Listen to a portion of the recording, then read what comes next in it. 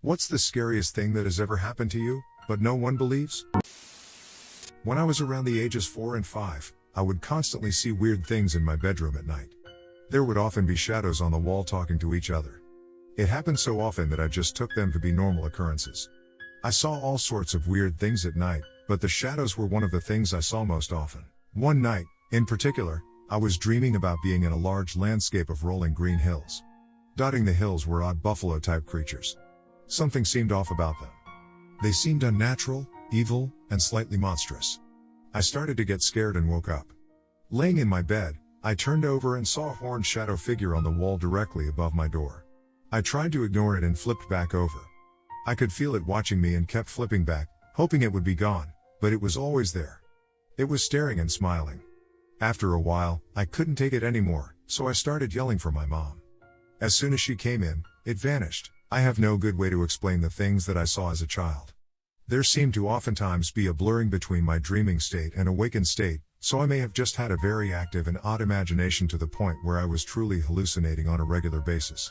When I was about 6 years old, I had had enough of the crap, so I remember opening the front door of our house and screaming "Get out!" to everything that was bothering me. That's when my nights began to become more normal, and I eventually never had any more problems with them. There was one moment that will stick with me forever that I get mixed reactions to when I tell the story.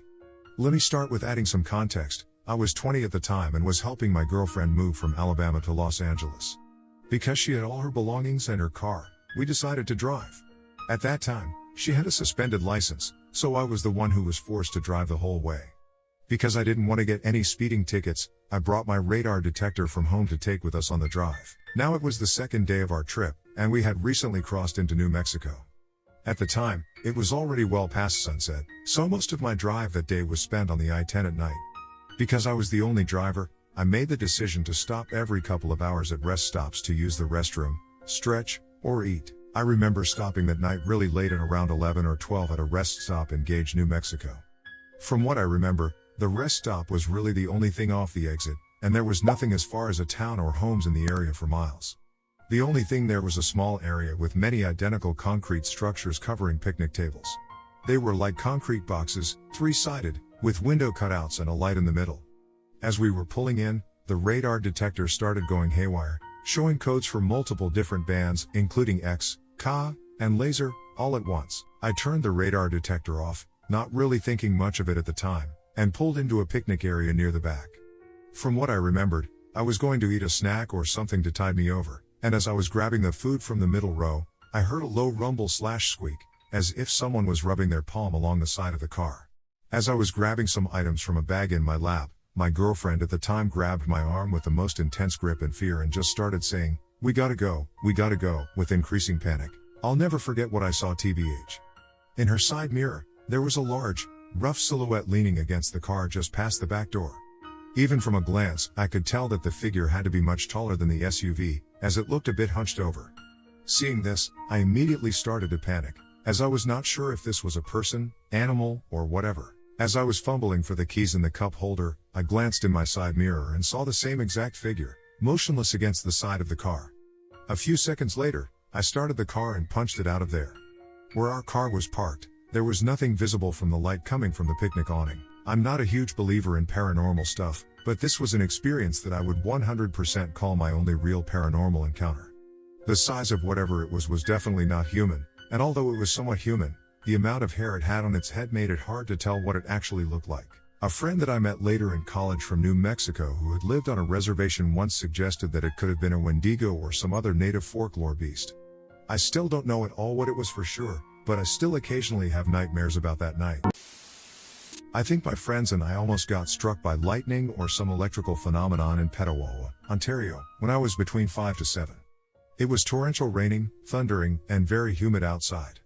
I was ready to go in, but my friends, 2 sisters who were my age and younger who lived across the street from me, were stuck outside.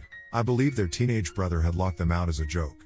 I was standing across their lawn, debating going in or sitting with them on their stoop as the youngest sister was crying out of fear because of the thunder.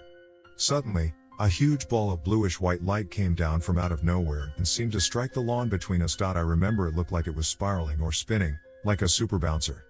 It seemed to bounce off the ground, and then it disappeared. His little sister screamed bloody murder at, and they both dropped their umbrellas and were holding each other. I ran the fuck inside my own house. I remember still seeing the light when I closed my eyes, and it haunted me for quite a while after. Lightning or power line experts, I'd love to hear your thoughts. The lawn didn't look damaged, and my mom thinks it was my imagination. I was abducted into a house by my dad's friend. Long story short, my dad's friend was homeless, and my dad was letting him sleep on the couch. I never thought anything about it, but I would go to my room with a towel on, but I'd usually pass by him on the couch. This would become a much bigger deal in the future. This guy kept going on about his daughters and how he wanted me to meet them. They were a couple of years older, 14 to 16, but being a young kid, I figured I'd just meet new friends.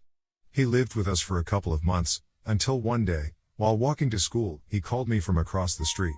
I lived probably 1.5 kilometers from my house, but a straight shot and a pretty busy road. He ended up luring me into the house, saying his daughters lived there and they wanted to meet me. He literally gave me a tour of his house, but I kept asking him questions like where they were and who was their mom. He alluded that they were showering in the basement. Instantly, I felt a bad vibe and just sat on the couch in the living room, refusing to go into the basement. I started panicking because I could see the time and knew I was late for school.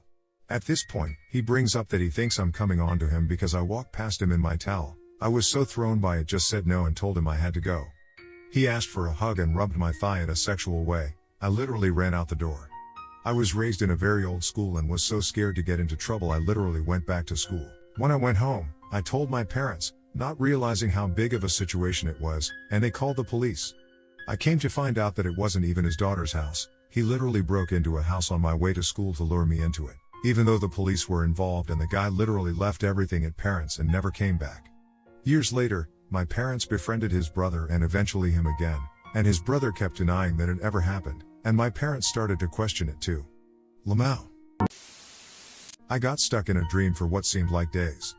It was like an eternal now that I'd been in forever, but somehow I was completely aware I was dreaming. There were people I'd never seen, but I knew them well, and they knew me. I tried to explain I was dreaming, and it's not real, trying hard to wake up. It was all taking place in a house I'd never been in. So much I could write, but I'll keep it short. It was horrifying, and I felt a primal fear based on thinking I'd never see anyone I knew/loved when I was awake. It was like sleep paralysis, but no ghouls, dark figures, or gaunt faces, just raw fear. It's like my consciousness was picking up a different channel, and I wanted to get back to mine desperately. So there's this local legend that there's a cult that practices deep in the woods in my area. One night, my friend and I decided to go on a hike in the woods at like 1 a.m. He said he knew the area, I did not at all. Unsurprisingly, he gets us lost. As we're wandering around aimlessly, we hear what sounds like dozens of voices chanting all at once. Immediately, the first assumption is, we found the cult because this is literally like 2 miles into the woods off of this road that's in the middle of nowhere, no houses or anything for miles. We walk closer to investigate. We're actual idiots and this coyote appears on the trail in front of us. I swear it was some kind of spiritual thing or something. It literally appeared out of nowhere. My friend gets spooked and threw a gallon of milk at it. He brought the milk with him to drink. He's a strange one, lol. Coyote runs off. We decide that we should probably rethink our investigation, especially considering we probably made enough noise to alert them anyway. I tell people this story and they find it entertaining, but I don't think anyone actually believes me, lol. I was using resistance bands to exercise in our school gym. We had double doors with the post in the middle so the doors could close, so I wrapped the band around the post. I started pulling, and a loose screw popped out, so the post came flying out at me. Only 1 or 2 inches from my neck, pretty close to one of the blood vessels too. Luckily, it hit me closer to my shoulder instead, but I still landed on my back from the force. If not for the gym teacher, nurse, and 4 or 5 students, no one would believe it. This isn't quite the scariest, but it scared the shit out of me, and I doubt anyone would believe me. First of all, I live alone and, at the time, had 2 cats. I have one of those galaxy projection lights. The kind that basically projects something onto your ceiling. It has an IR or Bluetooth connection because it uses a remote to change the colors and settings on it. It also has a speaker on it for some reason to let you know if the remote is connected. One night I had it turned off, and sitting on my chair next to my bed. I was in a dead sleep when I heard the voice toggling on and off, saying, Bluetooth disconnected. That was the initial thing that scared me because all I could hear was this disembodied voice. I found the source quickly and realized I had thrown some clothes over it, so the IR port was blocked. I fell back to sleep and was awoken again, this time in the morning, by a male voice saying, "Oh, hello Blaze." It was coming from the direction of the light. Blaze is the name of my cat. I laid still for a moment, my heart pounding. I rolled over and found my cat sitting on the other side of my bed. He was in the room. That scared the shit out of me even more. I leapt out of bed and ran over to the thing, and ripped it out of the wall. I haven't turned it on since. It's been sitting in the corner of my room with the plug detached. I'm afraid to plug it back in. I would blame hypnagogic hallucinations because I have had them before. Mostly my mom's voice calling my name. But the fact that my cat was, in fact, in my room, sitting basically in front of the light terrified me. My cats don't have collars/bells, so it's not like I would have passively heard him in my sleep coming into my room and then imagined the voice. Not only that, but he seemed freaked out too, like he had heard the voice as well. I have no idea if it was that or he was just reacting to me waking up. I inspected the whole device, looking for cameras and microphones. I was going to take it apart, but I was too scared of what I would find. Ostriches are not friendly. I used to run on this back road with my dogs, and at the end of the road, before I turned around to run back, there was a pond. As I'd get closer, I would see an ostrich come into view with a little baby, and they would watch us run by. One day I'm running, and I feel something behind me. So I turn back and see this Trex-looking ostrich running after us, starting to close in on us. I had been running a lot at the time, so I started hauling ass.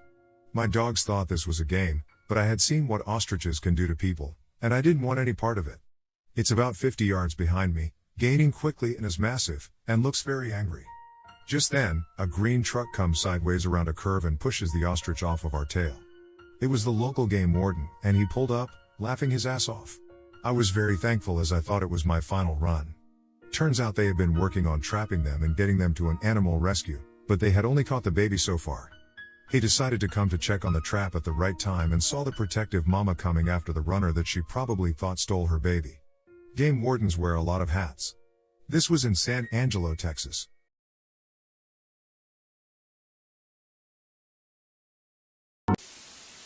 Police of Reddit, what is the absolute worst crime scene you've come across? Please like and subscribe to support us. Not a cop, but I am in college to become one.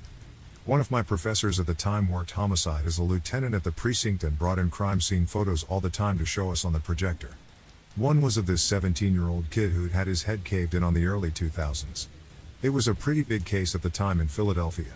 He worked construction part-time and walked home every Friday with a couple of $100 in cash for his pay. His best friends, one girl and two guys, all in the 16 to 18 range, wanted to make a quick buck. The girl lured him to this regular meet-up spot for sex out near some woods.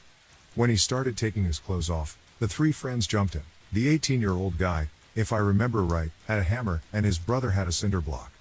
The kid didn't stand a chance. His parents had to identify him based on the clothes he was wearing because there was practically nothing left of his face or hands, defensive wounds. The brother got tried as an adult and got 25 to life, the 18-year-old got life, the girl got 15 for ratting out the other two. I've seen some pretty gruesome murders and accidents. Saw a woman stabbed over 50 times.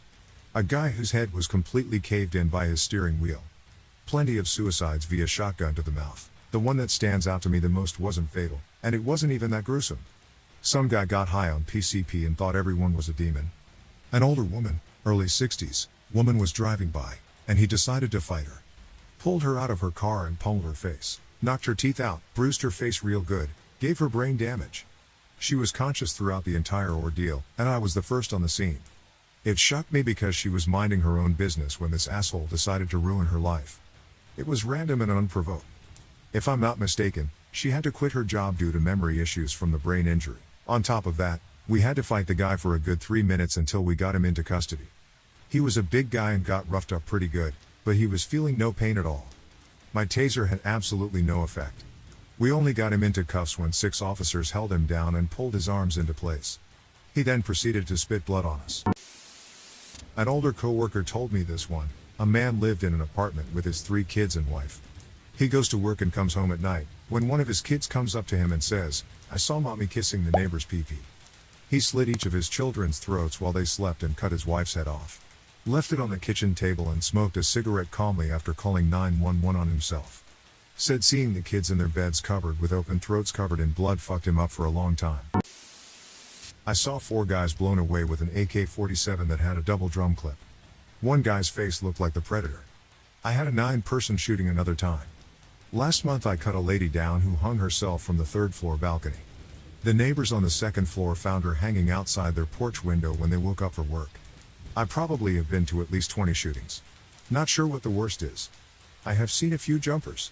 The worst calls are children. I have seen a few killed by cars. Grossest calls are burns. Saw 2 people tied to chairs. One was shot. The house was set on fire. The one who lived was the one who was shot. That was a bad call. But, I am a firefighter, so I don't know if this counts. The op was asking cops. I know a guy who was a jail guard, and he also worked in TBS, the Dutch equivalent of a jail for people with severe mental health problems. There was this schizophrenic guy who was convinced he was a dog. Now that might just sound sad and pathetic, but the guy actually bit someone in the throat and shredded his jugular. He tried to do it in jail as well, and he now has to wear a muzzle 24/7. A guy high on dust, aka PCP, went over to his adult sister's house right before they left for a family birthday party. As the family is packing the car up, the guy remains behind in his 7-year-old niece's bedroom, still high on dust. His niece forgets something in her room and runs back upstairs into the apartment. As soon as she reaches the apartment, she hears a gunshot. She walks into her room and sees her uncle proned out on the floor, bleeding profusely from the back of his head. Brains all over her bedroom wall. The family calls 911. I show up, walk in and assume the guy is dead by lack of movement and loss of blood. Find the gun, make it safe, and out of nowhere, hear a huge deep breath and see the guy's chest moving. With half of his brain blown apart, the guy was still alive for at least 10 minutes but unresponsive. Medics transported to hospital where he died but donated his organs. In the end, it's the little girl who will live with that picture of her uncle for the rest of her life. It would be nice if you could take every kid out of every bad situation, so they have a fighting chance to live a normal life. I recently went on a ride-along and got to hear a number of stories that happened here in Portland. The absolute worst story was regarding a woman who had died in her home. The police arrived, cleared the home, and found the woman lying in her living room. The neighbors hadn't seen her for a while, so they believed she had been there for a number of days. She also had a dog, and when the dog got hungry, it started to eat her face. Her cheeks were gone, the skin around her neck and forehead. They started their regular procedures when Mike, the cop I rode along with, thought he heard something and examined her closer. She was breathing. It was faint, but she was absolutely breathing. A stroke, or some sort of brain aneurysm had paralyzed her and taken her speech. She had to lay there and literally have her face eaten off her by a dog she couldn't feed. She died later in the ICU. No longer Leo, but was for 17 years. The worst case I came across was the murder of 2 young children, ages 8 and 2. Our good friends lived next door to my partner. We were pretty close to our friends, and at this time, my first daughter was born. One of the nice things about our friends was that we could get some really nice hand-me-down clothes from their 2-year-old daughter. One night my ex-wife received a phone call from our friend. She was in hysterics over an argument between her and her husband. They had gone to the bar, one thing leads to another and etc. He had gone to his parents' house to cool down. She did not know what to do and wanted my advice. I told her everything would be okay and to let things calm down a bit. The usual fix to calm someone down immediately until you can go over and assess the situation when everyone is sober. The next day we went over, and they were talking by phone, hashing things out. Things seemed better without the alcohol. The next day, I received a call to go assist local FD on a structure fire with entrapment. Another officer was on the scene taking control of the scene, and one was in custody. Not my partner. I was working out on another squad. The structure fire was at our friend's house. My heart dropped. Both the 2-year-old and the 6-year-old died in the fire, and our friend was arrested in their murder. I talked to my partner later. He was very distraught over the entire thing. At the time, I knew nothing since I was not there, but assigned to traffic control. I asked him what had happened. He told me that he received a knock on his door and it was our friend. She told him her house was on fire and her children were in the bedroom. He ran and got his ladder, climbed up to the bedroom and busted out the window. He couldn't make it inside due to the heat. He then tried the front door and still could not make it up the stairs due to the heat. After learning about fire safety years later, I'm glad he couldn't make it into the room. He would have died too. The fire department arrived and was able to get the 2 children out, but it was too late. The firemen even said the temps were unbelievable hot in the room, and they had difficulties making entry because of it. During the investigation, I did not investigate but still heard about it. We learned that the rescue attempts were in vain. They were dead before our friend knocked on the door to my partner's house. Our friend continued to argue with her husband on the phone. At one point, he said if they got divorced, he would take custody of the children. Our friend went to the gas station and got some diesel. She had the children go to bed early and in the same bed. When they were asleep, she poured the diesel all throughout the room, down the hall, down the stairs, all the way to the front door. She lit the diesel and went to the side of the house closest to their room. She listened as her 2 children screamed for help, yelling "Mommy, Mommy." When the screaming and crying stopped, she went and knocked on my partner's door. She estimated she waited 30 minutes and even smoked a cigarette while she was waiting for her children to die. To this day, when I talk about this incident, I can't hold back the tears. I have talked about this numerous times when people ask what is the worst thing I have ever seen as a police officer. The aftermath was devastating for me also. After the autopsy, the young girl's lungs were placed in evidence in our evidence freezer. You could not see them. They were sealed in plastic, stored in a couple of metal tubes and marked as such. Every time I had to place or retrieve evidence from there, I had to see these containers. Also, at the time, my ex-wife and I were having our own problems. Then the letters started coming in. I found out they were writing to each other as she was awaiting trial. My ex even said she wants to go visit her. Some of it was for the curiosity of why she would do this and others to be supportive of her during this time. I couldn't believe this.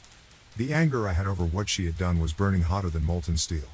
When I found out what my ex was doing, it just took me beyond any anger I have ever felt. I could not understand and years later still can. And please don't explain her psyche to me or stick up for my ex. Just like those 3D photos of the 90s where the picture is a bunch of flowers, yet people see a sailboat. I just don't get it and truly don't want to. Anyways, as I said, my ex and I was already having problems, and this sent me over. I should have handled it better and been more adult, I know. But I lost all love and respect for her and started to do things a husband should not do. As you can tell, we are no longer together. It's not an excuse for my behavior. I own it 100%. As I said, I should have done things differently. Not my story but a friend's. He receives a call and responds about a single vehicle crash with only 1 survivor and 2 victims. Here's what happened. 3 high school students and childhood friends were driving to a gun range/firing area. The one in the back had a shotgun in his hands. They go over a pothole. The shotgun fires and instantly kills the driver. The driver's dead weight hits the gas, and they slam into a tree. The passenger, wearing no seat belt, is ejected through the windshield and impacts a tree, breaking his neck and crushing his skull. They were 2 weeks from graduating high school. The surviving friend now attends therapy, medicated, and has attempted suicide at least once. My father was a I did body removals for the private ambulance company I worked at. We got a call at 4 a.m., and our dispatcher asked us if we had 2 body bags. We did. We got there, and the gist of it was that it was a double rape homicide of 2 elderly women in their 70s. One was found with her pants around her ankles in one room, and the other was found in the bedroom down the hall with her hands pinned above her head underneath the bed frame.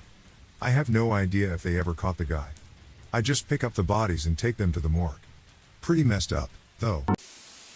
For 25 years, he's seen some shit in his time. Here's what he thinks was his worst crime scene: a domestic murder where a husband attacked and killed his wife with hammer blows to the head. She was discovered by her children, ages 4 and 7, who told their neighbors, who called the police.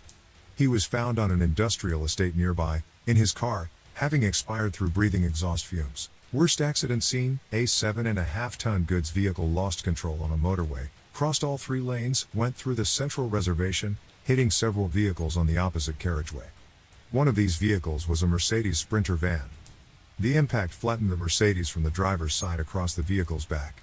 The passenger walked away with a minor head injury. The driver's body had been stretched to approximately 9 feet long due to the impact force. The occupants of the 7.5-tonner were both dead, the impact being on the front driver's side corner diagonally across the cab. The driver was decapitated from his chin up. The passenger was decapitated from the middle of her nose up. Extracting the remains was an interesting experience. Probably the 4 suicides I've worked on. My very first, a man who had recently been diagnosed with terminal cancer, decided to prematurely end his life. He jumped in the early morning from a 5-story parking structure. He landed in such a way that his brain pretty much popped out of his head. When we found him, his brain was fully intact, but sitting in a puddle of blood exactly 23 feet from his body. He left a note apologizing to whomever finds my body and asking that his wife and daughter were cared for. The second, we got a suspicious circumstances call regarding a possible explosion next to a baseball stadium. It was a little after midnight. Upon arrival, and not seeing any smoke or flames, I got out and walked around.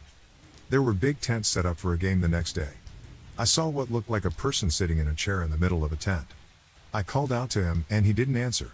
As I approached, I put my flashlight on him and nearly soiled myself. The top half of his head was just gone.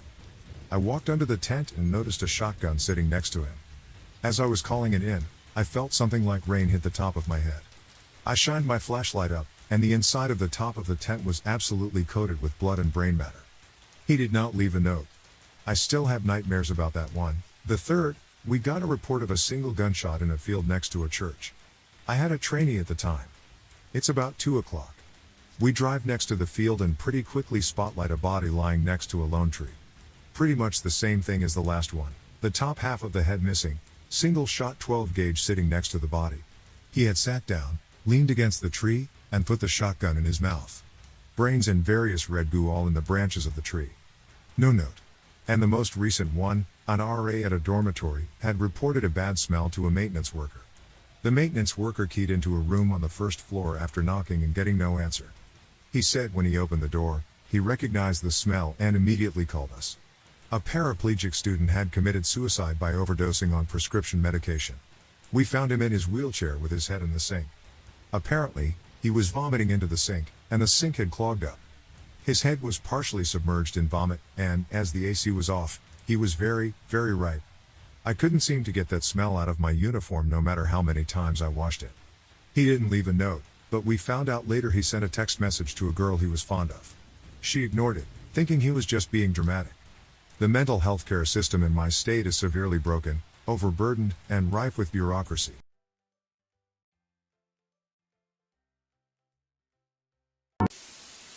What true, non-paranormal story gives you chills? Please like and subscribe to support us. The Mad Gasser of Mattoon. Basically, the long and short of it is that during 1944, there was a string of break-ins in the town of Mattoon, where a figure wearing a strange suit and a gas mask/fumigation hood would pump in a strange noxious gas that caused everything from dizziness and nausea to vomiting, migraines and passing out, and the Mad Gasser would enter the homes and just stand there and watch the occupants of the homes. And the odd part is these were residential homes, not some out-of-the-way cabins, and all of the affected homes had neighbors surrounding them. To this day, we have no idea who the Mad Gasser was, what their motives were, or even what sex they were, as some say it was a man, but others say it was a woman wearing a man's clothes. This is one of my favorite unsolved mysteries. A friend of mine lived alone in a townhome. At the time of this event, she was a college student, senior, studying law. She was very particular with how she had her place set up. We always joked that she might have OCD because any little thing that was off, she would catch right away. One day she said she noticed a fork in her sink that she swore couldn't have been her. She washed it and brushed it off. A few days later, she noticed an extra fork and bowl in her sink. Her toilet paper roll was under, not over, and one of her throw blankets from her blanket ladder was missing. In a total panic, she left her house and called the police. She knew she hadn't changed her toilet paper roll and definitely hadn't used the missing blanket. Police showed up and did a search. They found nothing. She continued going on about her days, thinking maybe her lack of sleep was just really starting to mess with her mind. She got home a few weeks later really late after a study session, and while she was unlocking her door, she heard a shuffling noise, then something close. She walked in and saw her kitchen was a mess, as if someone was going through the cabinets and were in the process of making a sandwich. She ran out of the house and called the police again, obviously telling them someone was in her home. They got there, and after a 2-hour search in a relatively small town home, they found a man living in her little attic that was accessible through her bathroom. She had no idea it was a working attic. The landlord said no one had ever been up there or used it, so she paid no attention to it. The man was arrested and confessed to living up there for almost a year. Needless to say, she moved out and finished college while living at her parents', but it has scarred me. I moved into an apartment that had a similar attic situation and made my landlord seal it shut just because of this story. Have you seen The Changeling? Not the George C. Scott movie, but the Angelina Jolie movie about the missing boy. During their investigation, they uncovered a string of child murders at a chicken farm in Wineville, California. A guy originally from BC abducted kids and tortured and killed them, and buried them.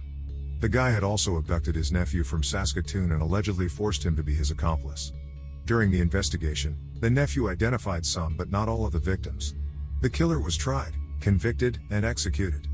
The nephew spent some time in juvenile detention, was declared rehabilitated, and shipped back to Saskatoon. Then, in 1962, one of the nephews, now 48, next-door neighbors disappeared. Her body was found 2 weeks later in a shallow grave by the river not far from their street. The case is still listed as unsolved, and it's never mentioned they were next-door neighbors. The Golden State Killer. I had trouble sleeping for a few weeks after reading Michelle McNamara's book. I wish she had lived to see him caught. But some of the stuff he did to mess with his victims, like blindfolding and tying them up, and then standing silently until the victim would try to get free, making it known he was still there. Doing this a couple of times over hours so victims could no longer trust their senses on whether or not he was in the room. Terrifying. When I turned 18, I got my first apartment. I started using the laundry down the street. I noticed the owner would show up within 10 minutes of my arrival. Didn't matter what day or time. Always trying to chat me up, drive me home, etc. Creeper dude. One day, a man I didn't even know was there and yelled at him for staring at my clothing in the dryer while touching his hand at the door. He was staring at my panties. It was so uncomfortable, I began to take my laundry back to my parents. About 10 years later, scrolling FB, I see an age progression for a teen girl who disappeared from that laundry, a week before I began going there. I never forgot how scary he was, and would have remembered any missing child posters or even newspaper articles because I was a daily reader then. Turns out, this fucker is the only suspect, also lived across the street from me, so it explains why he always arrived when I showed up. I had to walk past his place with my clothes. She's never been found. The murder of Cassandra Cantrell. I sat across from her alleged killer for 7 years playing D&D with him.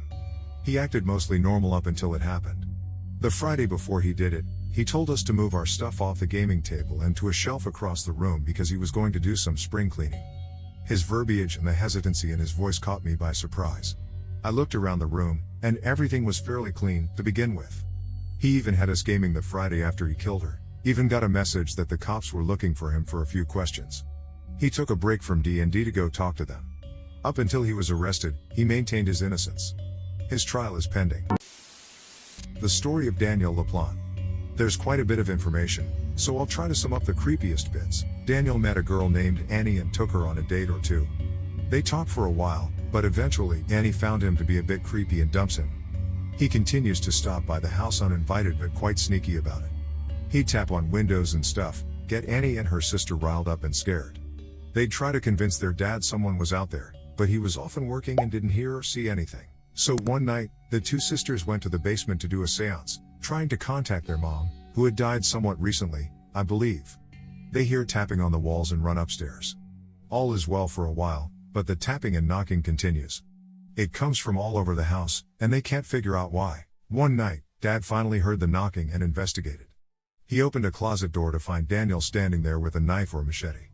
That's scary enough, but Daniel was also wearing his late wife's wedding gown, I think makeup too, but not sure. Dad fought him off, and he was finally arrested. If that isn't weird enough, they found out he had been moving around, even spending the night inside the walls of their house. That's how he'd watch them, and it explains the constant knocking from all over. Prior to this incident, he had murdered a pregnant woman and drowned her 2 children. I left out a fair bit of details, and maybe the timeline is off, but I'm telling this from memory. My aunt told me this story of when she was a teenager. She was driving in her car in a suburban neighborhood, and she saw a young girl walking with an older boy. It stood out to her because the girl was crying. A couple of days later, the girl turned up dead, and the boy was arrested. Apparently, he had raped and killed her. She said it's her biggest regret that she didn't stop and check on that girl. The Hinterkaifeck murders.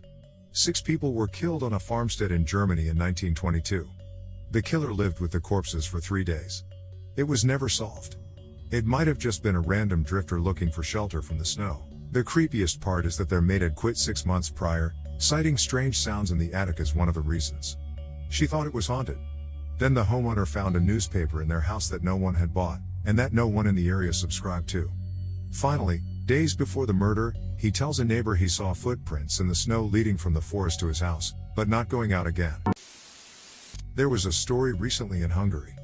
A young girl just finished university to pursue her dream of being a pharmacist. Moved in with her boyfriend, ready for a new life. But, in her class, there was a weird, silent boy who had a major crush on the girl. Of course, she rejected him politely. He didn't take it well. He began to follow the girl, bumped into her while she was shopping, etc. She didn't think much of it cause he was always polite and well-mannered. But this little psycho, meanwhile spied on her, found out where she lived. One night he brought a shotgun, went to her place, knocked. The boyfriend opened the door and immediately shot him. Then he went after the girl, beat her unconscious and then shot her. Afterward, he went to the other side of the country and shot himself in the head. Fucking psychopath. The Dupont de Ligonnès affair, also called the Nantes massacre. An unsolved quintuple murder that occurred in Nantes in France. 5 members of the Dupont de Ligonnès family, the mother, Agnès, and her 4 children Arthur, Thomas, Anne, and Benoit, were murdered between April 3 and 6, 2011. Their bodies were found on April 21, 2011, in their Nantes house. The father and main suspect of the assassinations, Xavier Dupont de Ligonnès, was last seen on April 15, 2011, in Roquebrune-sur-Argens in the Var. Most people think he's still alive, but nowhere to be found so far. Our top-floor neighbor's little daughter fell from their living room window. We live on the 3rd floor, but because of the slope, the living room facade is on a 5th floor height, making the height that she fell around 18 meters. When the incident took place, my father was chilling in our living room couch, with his earbuds on. He recognized some things were falling down from the top, however, he assumed that it was just some birds diving in. Turns out, while her dad was working in the kitchen, the asleep child woke up and found the open window. She threw her toys first, and then herself.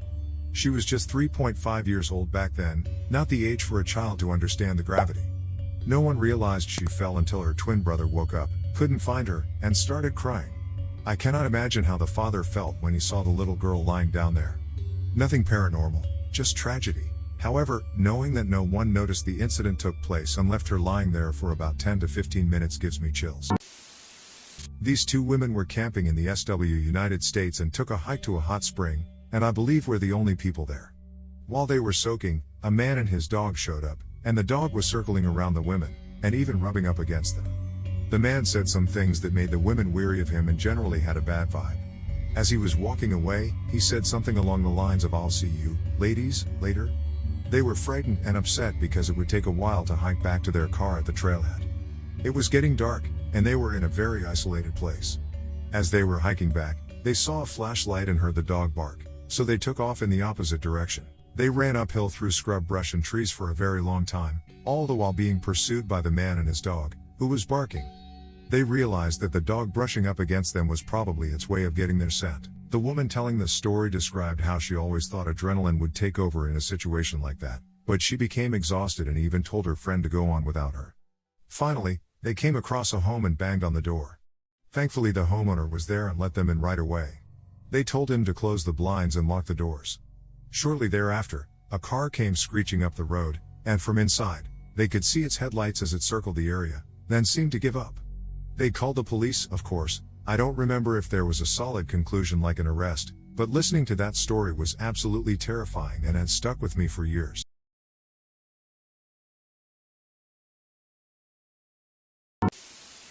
What is the creepiest experience you've ever had while driving late at night / very early in the morning? Please like and subscribe to support us. My husband and I were on an emergency trip out to MS to help get my mom into a nursing home.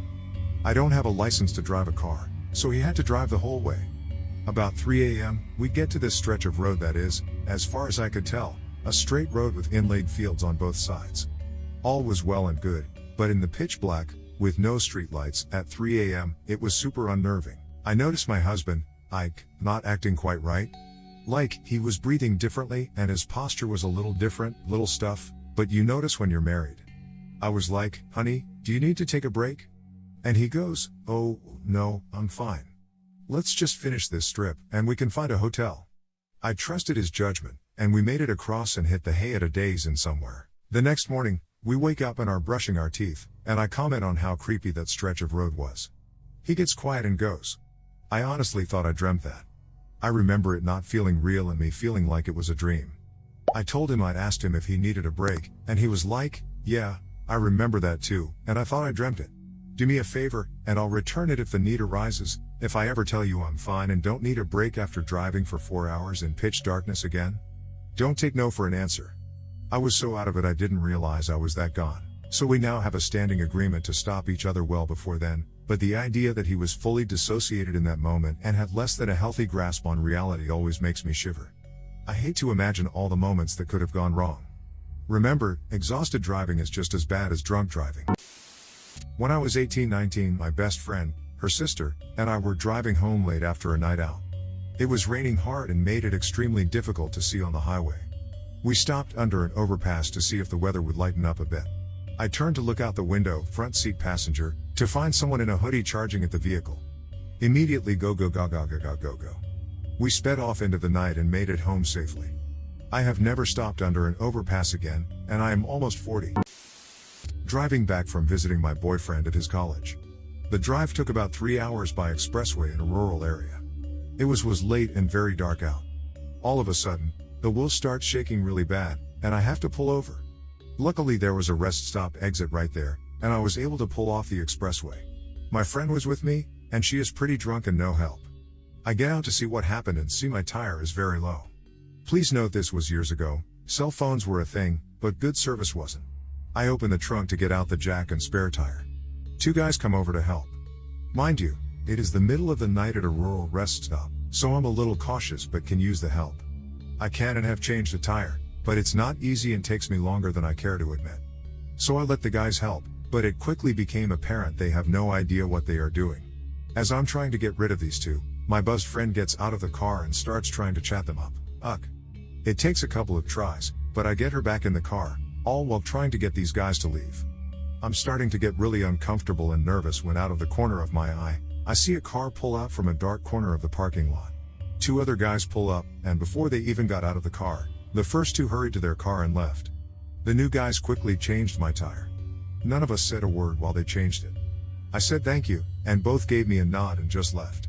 No clue who those fellows were, how long they sat in the shadows watching, but after 20+ years, I think of them often and wish them well. So the summer after I graduated, I worked at a state park as a temporary worker. My shift was 8 p.m. to 4 a.m. with one of the rangers. One night, we were driving down to one of the boat launches when a man jumps out of the bush right in front of us. He was dressed only in his tighty whities, waving a stick like a sword at the truck. The ranger opened the door and leaned out, asking, "Sir, do you need some help?" To which he screamed, "No," and ran into the woods again. Saw a lot of weird shit at that job. It wasn't a spooky kind of creepy, but one time when I was 20, I was on a drive home, and it was about an 8-hour trip. There ended up being a traffic accident on the way, so I got held up, but couldn't afford to book a hotel for the night. About 4 hours from home, like 11 p.m., I was on a stretch of secluded highway, and there was a car behind me, but I didn't think anything of it. The same car followed me for the next hour, but I assumed that they were just going to the same place. I ended up stopping at a gas station to grab an energy drink, and the car stopped across the road but didn't get out. Again, I didn't think anything of it. When I left, the car pulled out and followed me again. I kept driving and about an hour later pulled over at a rest stop to use the bathroom. The car, still behind me, stopped at the entrance of the rest stop, but didn't get out.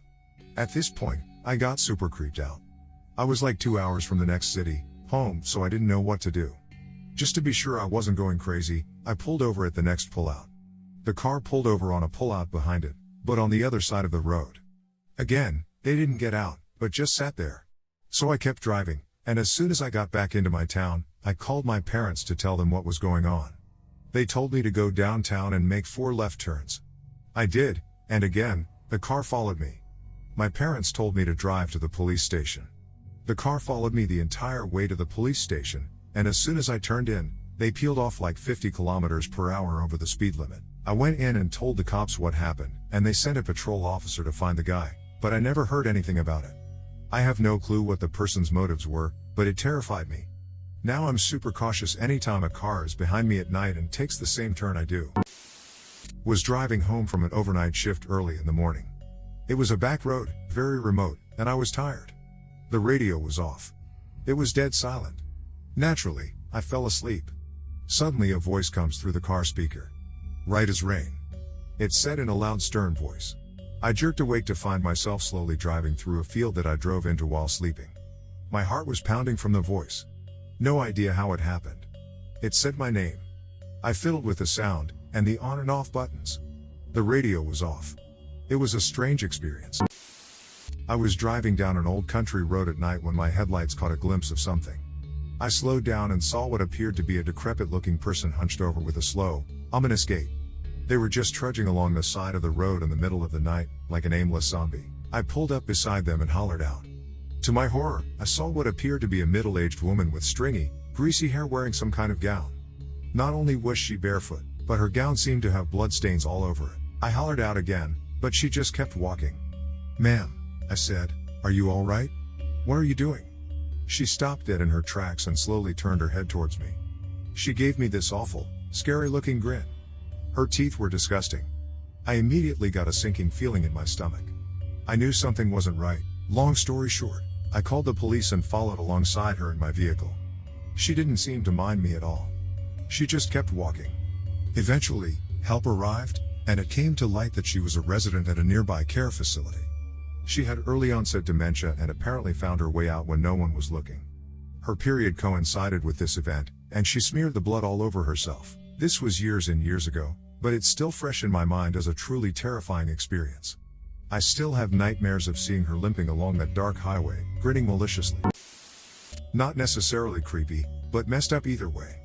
I was about 19, driving my mom's car through the woods late at night to go take care of my friend's cats that I was cat sitting. Keep in mind I do have pretty bad driving anxiety. As I'm driving through the woods, someone throws an egg at the car, and it hits straight at the windshield. It was dark outside, and I couldn't see, and the egg basically covered my entire field of vision. I turned the windshield wipers on and just tried to get to where I was going since there was nowhere to pull over. I never saw who did it, and the noise from it hitting the windshield was so loud I thought someone shot me / the car for a second. Took a while for my heart rate to go down after that one.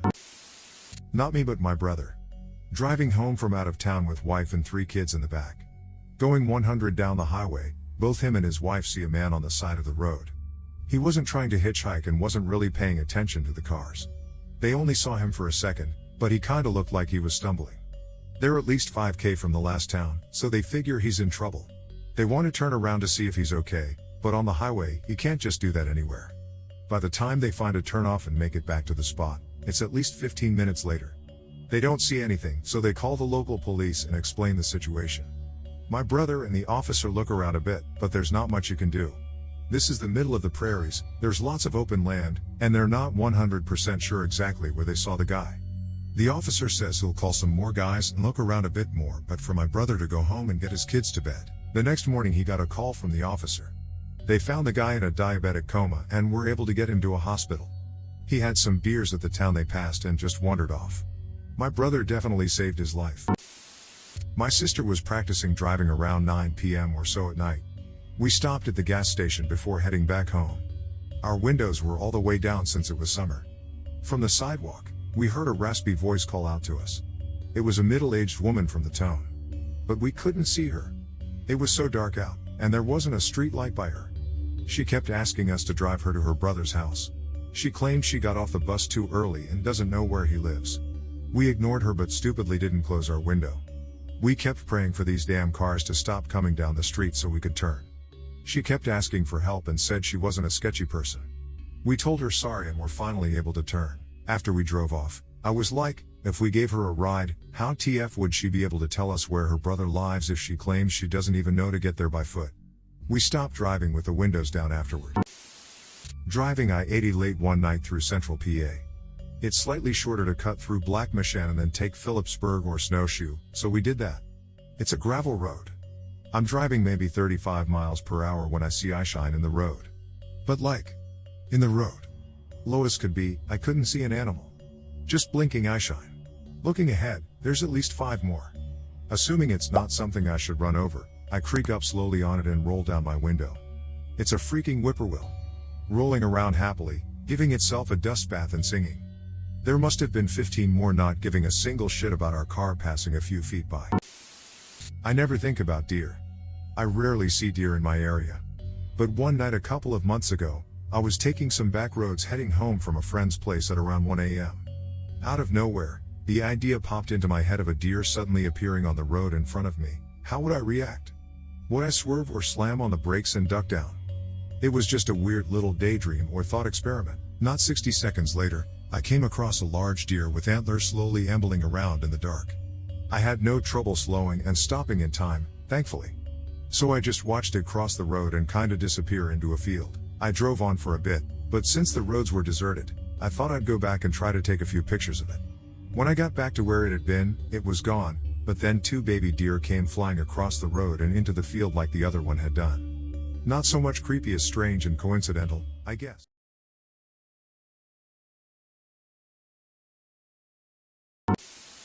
Have you ever encountered something paranormal? Please like and subscribe to support us. When I was a child, I'd say maybe around 8 years old, I woke to see someone kneeling at the foot of my bed. It was a feminine figure. At first, I thought it was my sister, but quickly realized it was not. I do remember not being frightened. It was as if this was a natural occurrence. Instead of fear, I felt curious. I called out, "Hello?" And then she disappeared. What I can remember from this experience is that the figure was grainy. She was definitely in color, but she was faded and grainy, almost like an old photograph. One could easily dismiss this as a figment of my imagination, and I often question what I saw. However, I still maintain that what I saw was a spirit. I grew up in a family where multiple family members have had otherworldly encounters. My grandmother had multiple encounters, including claiming that she heard a banshee wail when her own mother died.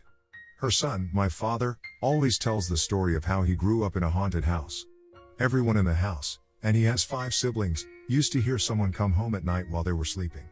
Footsteps could be heard climbing the stairs at about the same time every night. No one saw anything. They just heard the footsteps. From what I've been told, the house was previously owned by a police officer who worked shifts where he would come home later in the evening. I'm assuming that he passed away and my family rented/purchased the house after that. One of my uncles claims he saw the officer sitting at their kitchen table early one morning. However, I really feel he was too young to remember that house. Another uncle had a friend spend the night. They were in their late teens at the time. The friend slept on the couch in the living room. He heard the officer come home, including the footsteps up the stairs, and was not having it. It apparently scared the hell out of him, and he immediately went home. My dad described his eyes being as big as saucers. They eventually moved out of the house after my grandfather passed away. The house was near the cemetery where he was buried. My grandmother kept having dreams where he would get up out of his grave and walk towards the house to see her. They moved not long after that. Oh boy, story time. This happened several years ago. I was a teenager at the time, and my recollection of the events at hand is pretty good. I'm saying this since I see that a lot of answers come from people remembering stuff happening to them when they were kids. Anyway, in order to completely understand this story, you need to know 2 very important things. The story is taking place in Southern Europe, where I am from, and it is a story that completely changed my view on life. It all begins with a small skin problem I had, warts. I've had them since I could remember.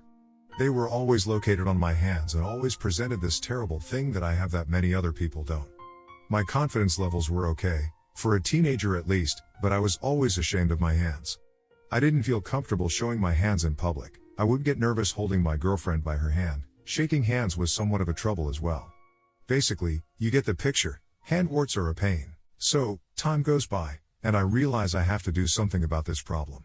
Being a European, I have grown up enjoying 2 important things: free healthcare and absolute, total belief in science/medicine. So I go and visit a skin doctor. They schedule a treatment for me, and I get on with it. Treatment included burning the warts with different types of medications, as well as application of different types of creams and powders. This had been going on for several months, but the warts would just simply not go away. Don't get me wrong, the creams and powders, as well as some other treatments they tried, gave solid results, but only for a brief period of time. A week or 2 later, my warts would reappear, and the whole conundrum would just start all over again. This has been going on for quite some time, and at that point, I started losing patience. So I decided to go and visit a private skin clinic.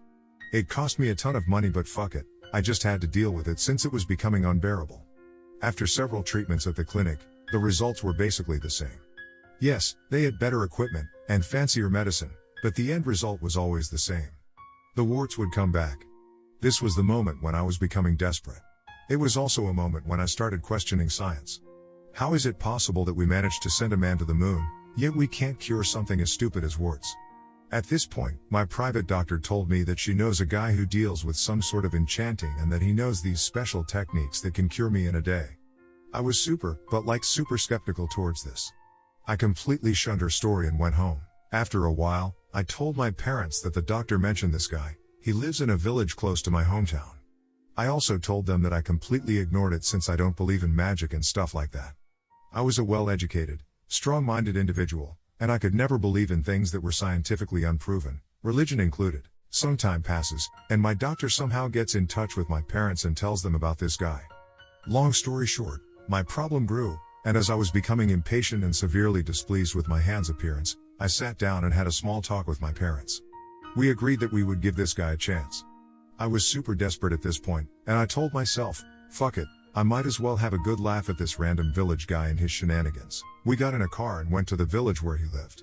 As we were approaching his house, we noticed many cars parked outside. Wow. This guy is kind of famous. Some of those cars were pretty fancy, I tell you. It was quite surprising seeing such nice cars in such a remote part of my country. We walked in, and the guy looked completely normal. Just one of those random dudes that you see every day, a guy that would buy bread and milk every day at his local joint. You know, that regular guy. So he asks about my problem, I explain it to him in great detail, and he just silently nods his head. He then says that I have to follow him behind his house and that my parents should wait for me in front of the car. Of course, I was scared shitless at this point, but my parents gave me a reassuring look, and I decided to follow the dude.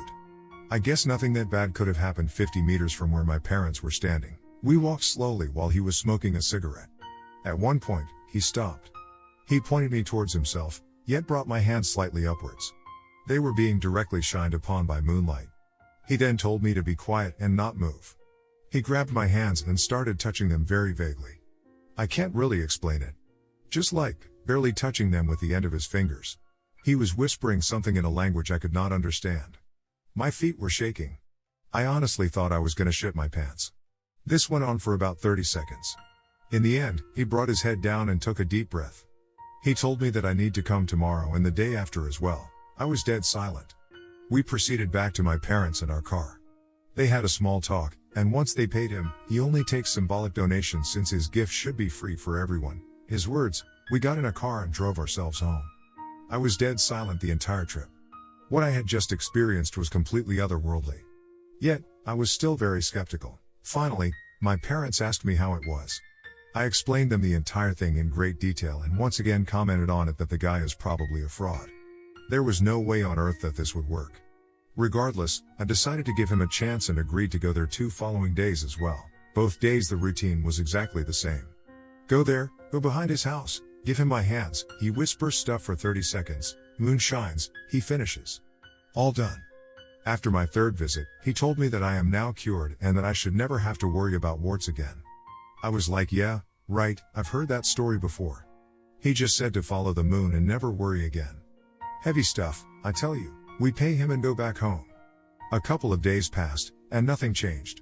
The warts were still there, and I was as displeased as before. Hell, even more. This guy took our money for basically doing nothing. Absolutely nothing. On the 4th day, I think, I woke up having this weird feeling on my hands. The largest wart I had shrunk significantly. I swear. It was unbelievable. It looked completely different than what it did just 5 days ago. I immediately showed it to my parents, and we were all shocked. Yet, it was still no time for celebration. Days went on, and I kinda stopped thinking about it, had a pretty important semester at school at that point. I would check every couple of hours or so, but didn't really bang my head around it. Approximately 10 days after the visit, all of the smaller warts that I had on my fingers were gone. It was a fucking miracle, I tell you. I have never, ever experienced anything like that. I have never even seen anything like that. Long story short, 20 days after all of my medium warts were gone as well, and my 2 biggest ones were reduced to a size of something you wouldn't even consider a wart. A month later, my hands were clean and looked like those of a piano artist. Today, more than 7 years later, I still have no warts whatsoever. I have no idea what that guy did. I don't know whether it was magic or something else. But this is by far the biggest paranormal experience I had, and I must say that it made me broaden my horizons extensively about what folklore and old tales say. I would be more than happy to answer any questions if you guys have them. I've told this story numerous times, and every time I tell it, people are in complete awe. You usually hear about stories like this, but it is quite rare to hear it from someone who experienced it firsthand. In my town, there was a factory that had been burnt down. I'm a little sketchy on the details because it all happened before I moved there. Anyway, as bored teenagers do, we decided to explore it, so we did. And we did again, and again until we knew that place inside out. It was quite a large place as well with many buildings, and most of these buildings had an upstairs and downstairs. It was creepy. There were dead birds everywhere, copy of files all over the floor, charred walls and floors. It was pitch black for the most part, and we had to use the light on our phones. Anyhow, we were with some new people and showing them around, and we were coming up to a room that had "You're Not Alone" spray painted across the wall. We all just assumed it was a poor attempt at scaring anyone who went in, especially as "your" was spelt wrong. So we're coming up to this room, and I'm the first to head in. The others are a wall behind me, but they saw it, too. 2 large rocks came flying at my head, as though they were thrown, but I don't think anyone was there, man. Well, safe to say, I freaked the ever-loving fuck out and made us all leave immediately. Despite all this, though, I don't really believe in the paranormal. When you die, right? Too scientific for this shit, really. Was probably just a homeless guy. Right? About 10 years ago, I was at a house party in a very small, isolated town that more or less consisted of 20 houses and a playground. Myself and a few friends were drinking at a pretty impressive level, considering our ages, but the atmosphere was quite subdued, and we ended up in one of those moods where we've got to do something. After a, probably unwelcome, search of the host's garage, we found an old game that some people might remember, Sega Lock-On. This game was basically a commercial laser tag kit. Each set was a 2-player game, 2 guns, and 2 visors. The hit sensor was encompassed in this headset/visor with a red LED display showing your lives. We immediately knew we had to play it, though we quickly found that one of the headsets was broken. Working around the problem in a fairly cruel adolescent way, we resolved that the game would become a hunt, rather than a fight. 2 people carried guns. I was in this role, a 3rd person wore the headset and had to evade the other players.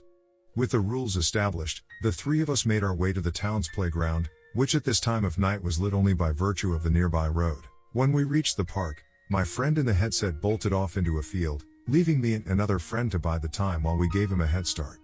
We got carried away chatting about something, and by the time we got looking, our alcohol-shortened attention spans had moved on to something else. But we stumbled around the park anyway, not seeing much in the dark. On the edge of the park was a small wooden cabin, whose purpose can only be speculated as a sheltered place to watch football games from. It had a single entrance, and an opening in the front from which to, probably, view the rest of the park. As we walked by this, me and my friend heard a shuffling, scuffing noise from the cabin. Our conversation vanished, and we advanced on the building. The inside of the cabin was partially lit by street light, coming in through the door at an odd angle that left the corners unlit. In the dark of the back corner, we saw our friend, and we began drunkenly firing our AA-operated handguns. We pressed forward as we fired, and saw our friend crouch down for cover, reproducing the same sound as we'd previously heard. We fired and fired, but never once heard the ringing alarm sound that is generated by a successful hit. At this point, the angle from which the street light entered the cabin appeared to shift, drifting toward the corner, illuminating it. As it did so, the crouched figure that we'd been firing at, wilted. It closed upon itself like a ball, still maintaining the features of our friend. Kind of like when you see a ball of newspaper burn, its form shrivels, but you can still make out all of the folds. By this point, both myself and my friend had stopped shooting. From my perspective, it was because I could now see that this person didn't have the red LED display of the headset. The light continued to arc across the back of the cabin, until it completely lit the corner. We watched whatever had been in there melt away into the floor. My friend and I turned to each other for a moment, and then we both ran. We got back to the street and stopped directly under the nearest street light. For a while, we said nothing, completely unwilling to explore the idea any further. But it was inevitable that we talk about it. I was dying to hear that he'd seen a different thing than I did, and he had hoped the same. Ultimately, we had both experienced the same visual and auditory hallucinations. We were drunk, definitely, but I've been drunk plenty since and never seen the glow of a street lamp wander like a lighthouse beam. And I've never seen a shadow in a corner that looked like a moving person, let alone one that's the spitting image of a particular friend. When we finally calmed down enough to get back to the party, we found out that the guy we were hunting, being a resident of this town, had known a shortcut out of the park, and had been back at this house laughing at us before we'd finished counting up a head start.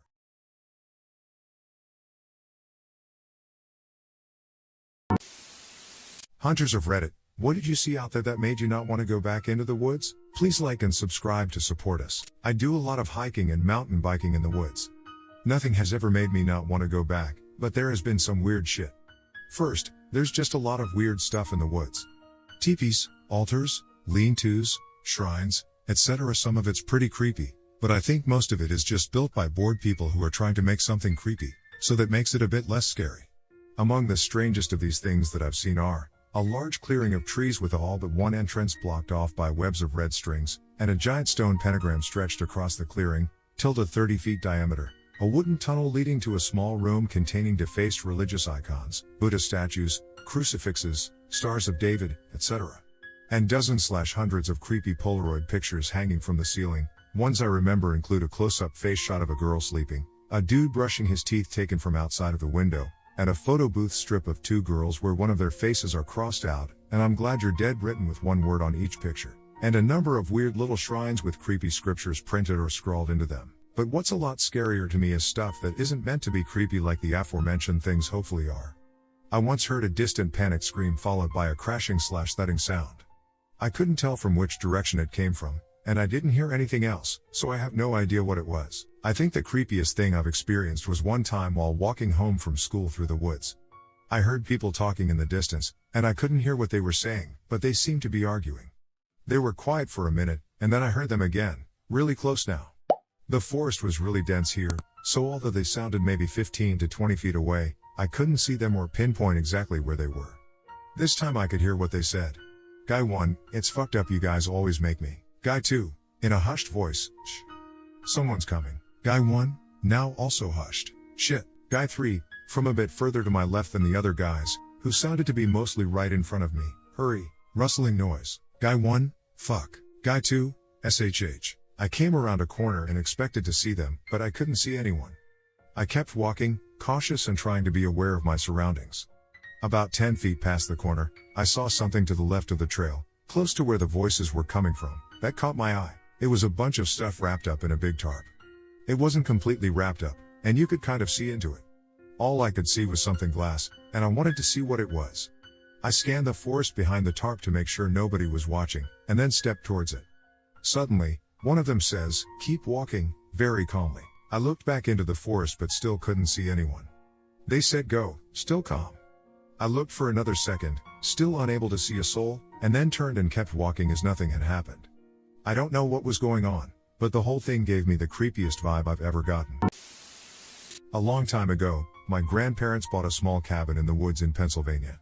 My dad, uncle, and aunt are all small children. My father told me this story. They're all sitting around outside with a small fire going when they hear branches breaking and footsteps coming from the darkness. They think it's a black bear because it's close, but they can't see it. It seems to be going straight for my uncle, the littlest of the children. He starts panicking while everyone tells him not to move. Now, this big black beast is within arm's reach of him, and he's shaking like a leaf with his eyes closed. All of a sudden, it opens its jaws and starts licking his face. It turns out that the next property over is owned by a couple who raise Newfoundland dogs, and one got out. My family owns a couple of 100 acres of forest in eastern NC. No one lives on the property anymore, and hasn't for the last 6 or 7 years. We went down there to do some target shooting in October of 2017, and I decided to go walk through the outskirts of the woods to locate a good limb for our range marker. As I'm walking, literally and proverbially kicking rocks, I come across a fairly nice, but practically brand new looking suitcase, full of clothes and other personal effects. No ID, nothing with any sort of identifying markers on them. But seemed to be clothes for 4 people, 2 kids and 2 adults, 1 male and 1 female. Had some food, coloring books, etc. There was a makeshift lean-to about 100 yards farther into the woods. Set up a trail camera and left it there for 3 weeks, never saw anyone. For reference, this is 35 miles from any sizable town or city. There is a place in Kingston, Idaho, or the other side of Fernand Saddle depending on which way you go to get there. I call it the Snake Pit, and no, I don't mean the restaurant. I still visit the area now once in a while and camp there. Anyways, next to where I camp in the trees is a basin, and it has a bunch of old 1920s 1930s rotted cars in it, overgrown by bushes and trees, but sunlight falls on the cars. The first time I camped out there, I walked into those woods, and the leaves all started to move. The snakes were running from me while they were sunbathing on the cars. Fucking creeped me out. I don't go in there for wood anymore, and I don't see the snakes leave that spot, so I just let them be. My father and I were following a trail for a while, so we decided to take a break and catch our breaths. I sat on a log off the trail, and my dad stood on the edge of the trail waiting for me to get up. I hear some movement and scan around, and I see a man dressed casually, walking quickly down the trail with a Glock in his hand. He is not really following the trail. He is just walking toward my dad with haste. Before he comes up to my dad, He asks if he's seen anything pretty normal. I keep an eye on him because I don't believe he was there to hunt. I think he was there to make sure my dad hadn't seen anything he wasn't supposed to. He wasn't dressed like a hunter, he didn't walk like a hunter, and it was deer season, and he decided he would take his Glock out to get a deer. I wasn't buying, so I put a round in the chamber and watched them talk. He seemed to be confident until my dad mentioned that he was here with me and gestured in my direction. I nodded and made a half-assed wave. And he seemed to lose interest in us and ended the conversation shortly after and turned around and walked back the way he came, just about as fast as he walked up to us. It worried us a bit, but we continued on. We haven't been back to that area in a while. My dad told me that there have been drug busts near that area in the past. This isn't a supernatural tale, just an experience that made me not want to go back to that area. I've got one good one. I have a hunting spot that I frequent. Not crazy far off the grid or anything like that. The terrain is a pain in the ass, but it's a pretty hidden spot that is close to my house. Anyway, I hunt a lot of small game there and see a ton of mule deer anytime I go out. One morning I get there about 5:30 a.m. and have some time to kill before I start my hike in. I have an odd feeling in the parking lot, but just chalk it up to too much coffee on an empty stomach giving me anxiety. So, I decided to start hiking in, and about 300 yards into my hike, I noticed this pile of downed trees / branches / general debris that I hadn't seen before. It was my first time hunting this particular place this particular season, so I figure some folks came out and did some fire mitigation work. I don't pay too much attention to it until I notice there's an odd amount of movement coming from it. Pretty small movements, but it sticks out when a brush pile is wiggling on a still day. It was also about 5:45 a.m., and the wilderness just sort of has this stillness to it at that time that any movement is noticeable. So, I stop and start examining the pile to figure out what's going on. I figure there's a rabbit in there, maybe some squirrels. I figure I've hit the jackpot, and I'm definitely about to bag something. I start deciding the best way to flush whatever is going on in there and still have my shotgun up in time to take a good shot.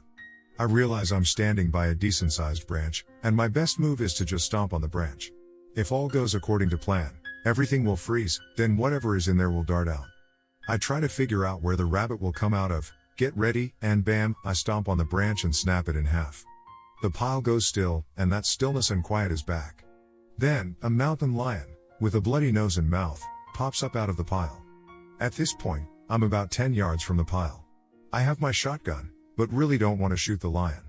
I also don't want to fire a shot off in the air to scare it, because all in all, this was a pretty cool experience that very few people get to have. It froze and was looking at me very quizzically. Then, in one quick motion, it hopped out of the brush pile, ran uphill, got about 40 yards from me, and disappeared into the trees. I've never seen something cover 40 yards uphill in such a fast, graceful way. One of the cooler things I've ever gotten to experience. I went to check out the brush pile when it left, and sure enough, it was feasting on a mule deer. Still my favorite out in the woods story I ever tell. I work in the woods for a living, and I've seen a fair amount of odd things. Carvings in trees, old beat-up cars, random weird trash scattered through the woods, and a fair amount of animal carcasses. I've had instances where I've gotten spooked. Stuff like jumping big critters is always quite jolting, but I can recall one rather butt-puckering experience. I was working with a few other people at the time, spaced out of sight but not out of earshot. I crossed over a little ridge at least 2 miles from the closest road, in the middle of the woods, and I saw what looked like a full skeleton of a cow tied together with twigs and a little bit of twine. Whoever made it had fashioned it to be sitting on a log. They left a very neat pile of bones in front of the thing, and nothing anywhere else. I saw it and about fainted. Definitely really fucking odd considering how far we were off the road, and how thick and steep it was. I ended up getting the folks I was with to come to check it out, really just for shits and giggles. I took note of it, and we moved on to the next plots. I have a picture, but I'm new to this whole Reddit thing, so I'll try to figure out how to upload it. Not a hunter, but I go backpacking and fishing quite a bit. I have an irrational fear of bears, and waking up to bear tracks around my camp was quite unsettling, and I did not spend much more time in the area. I've also had a creepy encounter with an overly friendly deer. I was in a pretty isolated area, so I thought it was odd to see a deer that was so calm around humans. This deer would not leave me alone. It walked around my camp all day and came back at night to scare the shit out of me by laying down outside my tent. When I was a kid, a poacher must have thought I was a deer or something and shot around at me. It impacted on a tree above my head. I immediately fired 3 shots as fast as I could, not at the shooter but in the air. In my hunting group, immediate 3 shots mean help, basically. My dad and our hunting club immediately came out to find out what the fuck happened by honking the horns of their trucks, letting me know they were coming. I basically laid on the ground until I could tell they were near the dirt road. Told them what happened and guessed it was probably a road poacher trying to get a deer as it came from the same road. They didn't see him. It was private property, and we were always very aware of who was at what location and who was hunting where. Nobody was supposed to be in the part I was at. Scared the shit out of me. This was the mid-90s. The reason why I don't like hunting on public property is cause of that, and I don't know the people out there. Camping alone in the middle of Missouri the night before turkey hunting. The place I found was a fairly well-used campsite, but no one was there. About to go to sleep when I hear a truck come up. I find a reason to come out, use the restroom, so I can get a look and maybe even ask for some good places to spot turkey. It's a dude and his girlfriend drinking beers and going for a ride. They are super nice, but they mentioned after our chat and before leaving, watch yourself out here. Lots of meth heads and they won't stop for bird shot. Want a slug? I probably have a few in my toolkit. I did not sleep at all that night.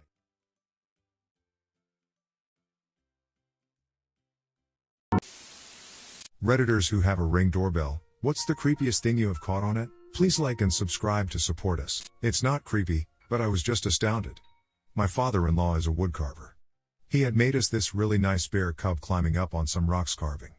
It's super heavy, like 150 plus pounds, of solid wood. Woke up one morning with a Ring notification at like 4 a.m. the night before. I figured it was a car driving by or something and went to watch it. Some dude just walked up to our front porch, picked this carving up, and started running down the street with it. I was pissed cause the carving was really nice, but completely amazed by the sheer strength to pick it up and run. Funny enough, our next door neighbor found it on FB Marketplace like 2 months later and was able to get it back for us. The bear now has a few 2-inch threaded rods bolted through the deck and some additional blocking I put in. You have to be the mountain from God to pull this thing up now. At 5-ish in the morning, the sun was just starting to come up, and it's the middle of winter. My husband, half asleep, answers the doorbell on his phone in bed next to me. It's a toddler wearing nothing but a PJ top and underwear. Husband says, "Hello?" Toddler says, "Can, my son's name, come out to play?" Husband, still half asleep, says, "Not right now, maybe later." About 3 minutes later, the husband suddenly sits up as the reality of the situation dawns on him, and he rushes out of the house to track down a wandering toddler walking barefoot in the streets in freezing weather. Turns out my son's toddler friend from daycare, who's been to our house once for a playdate, just walked straight out his front door undetected and memorized the route to our house. For me, it was the possibility of his little journey ending very differently than it did in a number of terrifying scenarios that still haunts me. I think I found a guy trying to stake out my place. He came up to my door, knocked on it, tried to ring the doorbell was broken, and finally rang the Ring doorbell. He looked shocked to see it working, and he quickly took off in his car. My place was kind of burglarized a year before. I caught the burglar outside and screamed at him. I have some flower beds out. Mine, nothing exciting. But one morning, my husband and I were out early for a run, and we saw a teenager walk up to a house, open the front door, and walk in. Seconds later, screaming, yelling, the teenager books it out there and takes off down the street. About 3 minutes later, the neighbor posted in our Ring neighborhood group about some random kid walking into their house and scaring the crap out of them. Turns out that this kid was texted with a friend, and his friend told him, "Door's open, come on in," and he was at the wrong house. And also, apparently, wrong house keeps their front door unlocked. Ensure fierce neighborhood debate on kids walking around on their phones, not knocking. Why is your front door unlocked at 6 a.m.? Front, and they've gotten vandalized, so I got cameras to cover them. I also live down the road from student housing, so I get drunk kids stumbling through all the time. Every semester around finals, various groups of kids come pay tribute to the Fae for luck by sitting around my jasmine bed that has a fairy house neighborhood in it. They praise the fairies, begging for luck, and leave tributes in the form of little snacks or small trinkets like bottle caps. It's hilarious and adorable. Last week, my wife and I checked a notification that there was movement at the front door, but we checked it about an hour after it happened. There was what appeared to be a small child on our porch in a winter coat and standing motionless. With the way they were standing, we couldn't see their face. They stood like this for minutes, not moving, then just left. So creepy. My wife had recently put out a Christmas decoration that was a holiday dinosaur, so we figured the kid was just looking at that. We moved into this house just a couple of months ago, so we don't know the kid. I'm on the lookout in case we're in a horror movie. Had mine detect the sound of someone screaming bloody murder in the middle of the night. Was only like 2 seconds, then stopped and didn't happen again. Then there was the time there was a shootout across the street, and it picked up the sounds of gunshots. I could hear the crack of the bullets on the opposite side of the house, but sadly not on camera. I have security cameras, if that counts. I saw a person running through my yard high as a kite in their underwear, screaming at police at the timestamp of 4 in the morning. I have no idea how I didn't wake up to this, as it ended in my front yard. I checked the cameras that morning, because this person destroyed part of my fencing that they couldn't see while running around in the dark, and I woke up to that damage, and God knows what smeared all over our hood of the car. The police never notified us that this happened, and I wouldn't have ever known if I didn't have the camera. A random guy comes to our door at 1 a.m., looks into the ring, then puts something down on the doormat but doesn't ring the bell. About 15 minutes later, someone approaches the door quickly, takes it, and runs off. I saw 2 events in the morning and was like, WTF. Seems super sketchy. Then my next door neighbor texted saying he got home super late, ordered food, and the delivery driver dropped it at our house instead of his. 2 a.m. The dogs are going nuts. It is usually a cat, but they are not calming down. Sleepy and just awakened, it finally occurs to me to check the doorbell camera. There is a guy just hanging out on the front porch. He alternately sits on a windowsill or stands and leans against the wall. He gives the vibe that he is waiting in a way too long line but does not try to ring the doorbell or knock. We call the police non-emergency line. He is not acting threatening in the slightest, just weird. Police pull up and talk to him. My best guess is that this was some sort of ambient sleepwalking or one of those cases where a UTI causes hallucinations. He does not have any idea that it is the middle of the night and thinks he is working and has to wait for the slacker in front of him to finish their job before he can get started. Some guy came sliding up against the side of my house towards my front door like butter dripping off a hot biscuit, until he saw the Ring camera and then slowly backed away, still sliding against the wall. He didn't realize I also had a camera above my garage which watched him walk out back to the street and head for the neighbor's house. Scumbag. Also, some piece of shit stole my boyfriend's package. Hope you enjoy your $20 wax burner you committed a federal crime for, dickweed. I was drunk as fuck watching my parents' house when they were on vacation. Woke up the next morning to a video my mom sent me. I was taking out the trash and dropped my phone in with the trash. I'm in my boxers trying to get my phone out of the trash can. My drunk ass falls into the garbage can, and I had a hell of a time getting myself out. I remember none of it. My mom proceeds to send that video to the rest of my family. And extend family. And some family friends. Scary, no. But pretty hilarious. I have a camera doorbell. Not a Ring. The creepiest thing I ever saw was the night I had 2 cops come to my door. They stood outside the door, talking to each other about if I was home or not and who would rape me first. I was at home at the time. My dog alerted me by whining at the door, and I checked the DB cam. I listened to them talking for about 10 seconds before I called 911. The operator told me they didn't have cops in my area and to stay away from the door, but at least one more locked door between me and them and to stay on the line and quiet until the real cops could get there. I live around the block from the fire department, so it was less than 2 minutes later when a fire truck pulled up, and the 2 fake cops ran off.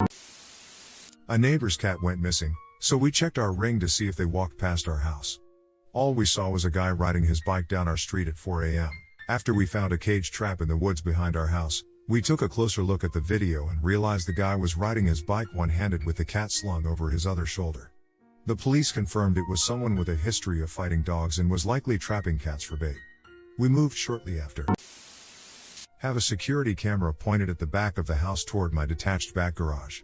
The weirdest thing that still fucks with me was late night on the 4th of July. The noise of neighborhood fireworks kept the regular animals away, but my camera did pick up an individual hanging around the back of the house and neighbor's back lawn. Definitely was a person, but they were walking on all fours like a goddamn spider. Not once did they go back to walking on their legs. They were gangly looking, lean and not pudgy. Also wearing a dark shirt and pants. Their face was always kept down.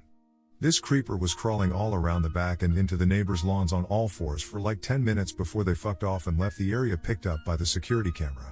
The next morning a pile of human-sized shit plus a copious amount of vomit was found in the middle of my driveway at the back of the house. There were whole unchewed Skittles in the vomit. So yeah, the creepiest thing my outdoor camera has picked up, gangly human crawling around the back driveway of my house on all fours while vomiting up Skittles. My little brother is a sleepwalker. This one time, he snuck out of the house, while still asleep. My sister said she heard someone talking just outside the door, went to look, and saw my brother sat on the porch couch, apparently having a conversation with my grandpa. She says he was telling my grandpa, "I love you, and I'm going to miss you." My dad got him back inside the house without waking him up, and nobody gave much thought into what just had happened until a couple of hours later when my uncle called telling us my grandpa had passed away while asleep.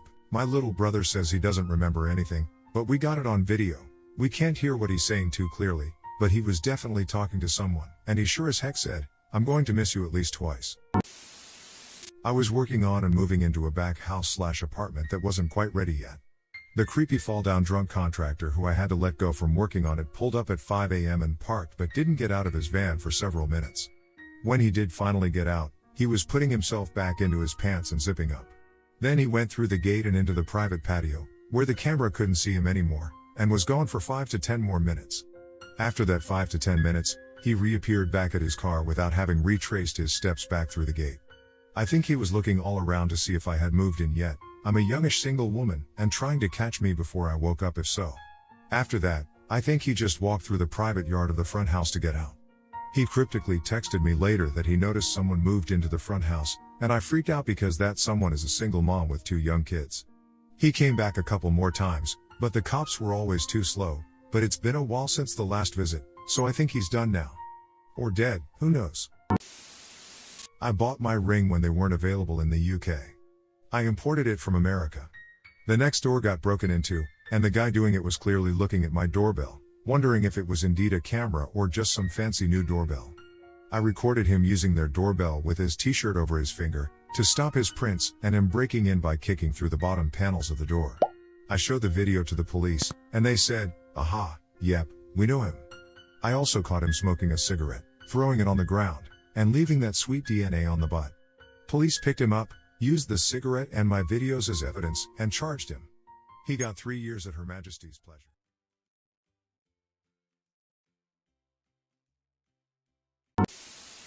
What traumatized you so badly it changed your whole way of living? Please like and subscribe to support us.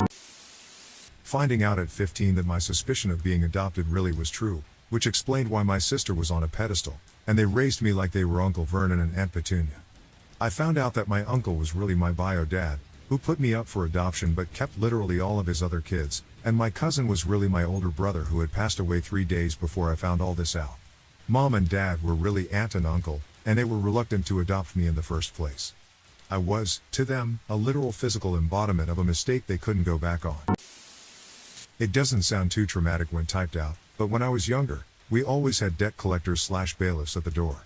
Sometimes I'd be home alone, and they'd be pounding at the door, shouting through the letterbox. There were even times they ended up in the house and would start the process of calculating all of our items they were going to take away. This happened throughout the majority of my childhood/teen years. Admittedly, it was a lot scarier to me then. However, I am now 21 and still panic when the door knocks, and I'm not expecting anyone. A kid I went to school with was being systematically tortured at home by his sadistic mother. It was kindergarten, but I remember him having marks on his arms. I was just a kid and didn't know they were cigarette burns. So no adult stepped in to help this kid, and one day I guess his mother decided it would be a good idea to put him in the dryer. She killed him and tried to say it was an accident, but thankfully they arrested her, and she got life in prison. His name was Anthony. I think about him all the time. The first girl I had a crush on died over 7 years ago.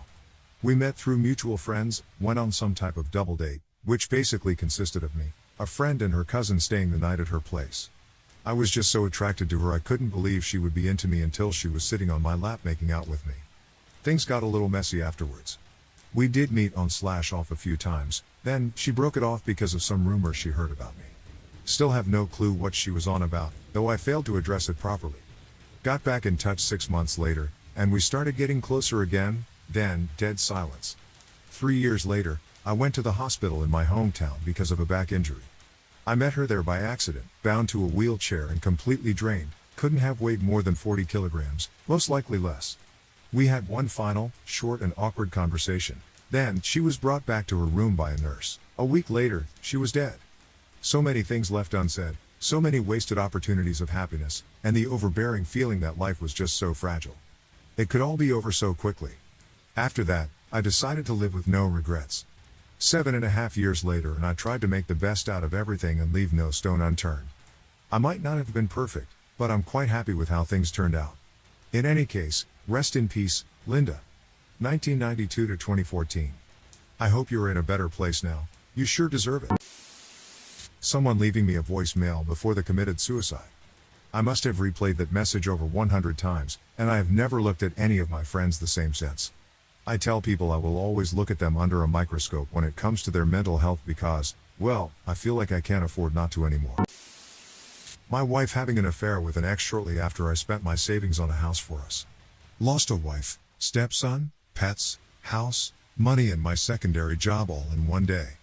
It was over 2 years ago, and I still have so many unchecked feelings towards it. Disrupted my concentration at my main job and gave me severe depression. I struggle daily to find inner peace to move on, but it feels hopeless. The story of that young father in Utah that died while stuck upside down in a cave still haunts me. He crawled down a tight passage, thinking it was a different location. It was a dead end. He was completely upside down. Only his ankles were visible. Everyone tried to rescue him, but it was impossible. He died after being in that position for 28 hours. I will never go into a cave. Even if it's like made for children. You will never see me in a natural underground structure. Seeing what people are capable of doing to animals is some of the most sickening shit you will ever see. I used to work part-time at a shelter for their veterinarian. I'm a vet tech, and I had to leave after 2 years. I still am in therapy over some of the things I saw. And the animals are so forgiving, it's just so utterly heartbreaking. It really puts it into perspective how evil some people in this world are. Seeing these animals in their condition and how they reacted to me helping or even doing things that were painful but for their own good changed me forever. It gave me the patience I never had, understanding I never had.